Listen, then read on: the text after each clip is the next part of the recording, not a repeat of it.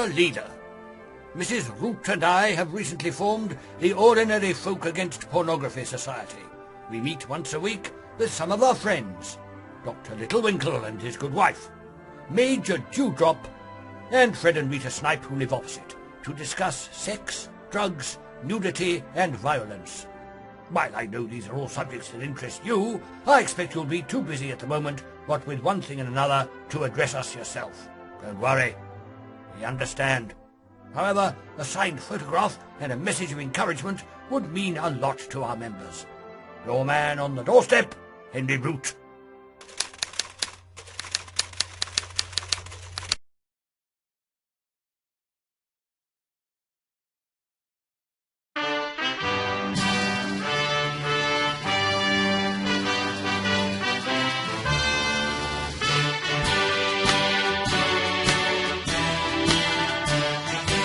I am a £675 lookalike for George Harrison.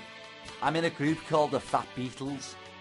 We have a Tubby Paul, who's £490, a huge John at £750 and gaining.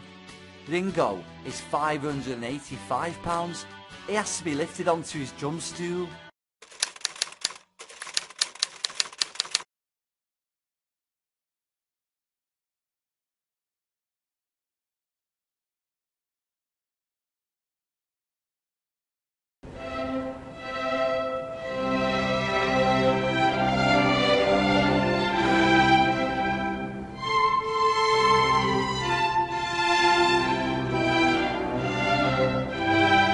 My aim is to start a political party called Stop the Pigeon Party, the STP. At the next local election, my manifesto would consist of only one thing: the total annihilation of these flying vermin from our town centres. A trained airborne predator like an eagle should do the trick. Butchery for some, but stress-free shopping for the majority. I reckon I'd do all right. What do other readers think?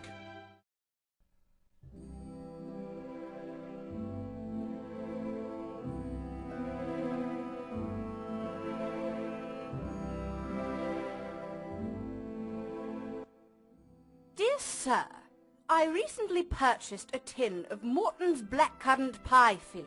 It was delicious, chock full of rich fruit. Then, wishing to try another variety, I came upon Smedley's raspberry pie filling, and I tried that.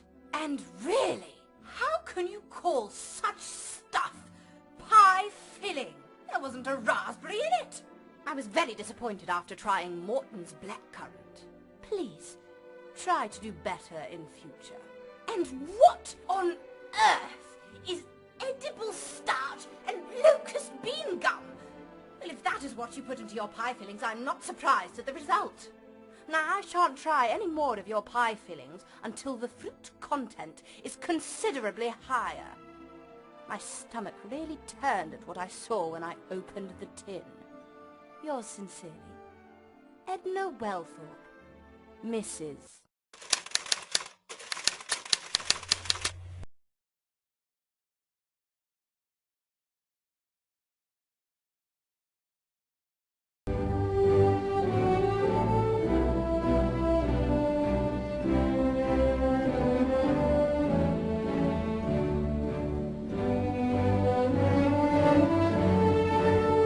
Sir, what on earth is going on? Things have come to a pretty pass when I'm no longer allowed to sally forth of an evening with a skinful of sack and drive my souped-up Aston Ferrari around the highways and byways of our native heath, knocking people down without being waylaid by some dunderhead flatfoot and told to breathe into a beastly bag. And I refer in no way to my lady wife, who shall be blameless as far as these activities are concerned. I certainly did not fight in the Battle of Agincourt to see the liberty of the British citizen undermined by the forces of tyranny in this brutal and degrading manner. Rise up, Britannia! Yours, etc., Sir Herbert Gusset.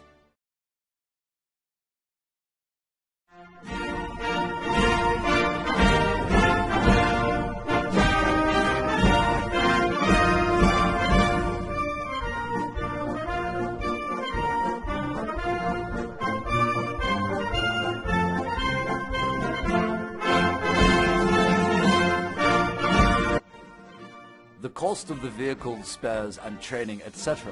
would be something in the order of £1.5 million.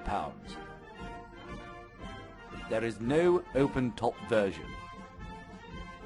Finally, as far as colour is concerned, I'm surprised you would want anything other than camouflage green.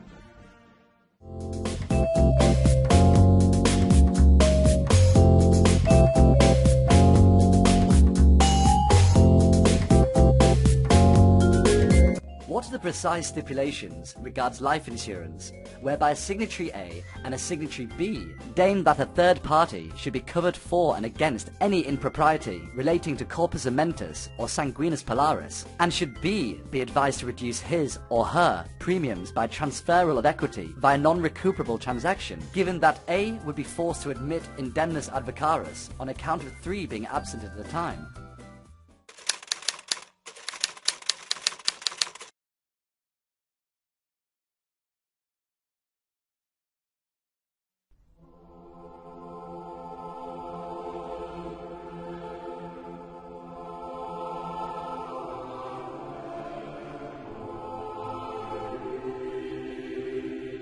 Dear Your Holiness, I knew that Hubble telescope would lead to no good.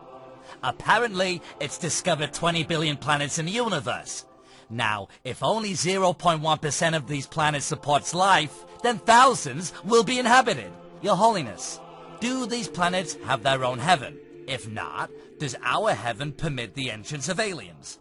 I wouldn't want to spend eternity with a bunch of pinheads who don't look or talk like us. As a Catholic, I try to lead a good life so I can get upstairs. But I'm disappointed to think that when we get there, we'll have to share it with every man and his brother. Why would God do this to us? Yours sincerely, Laszlo Toth.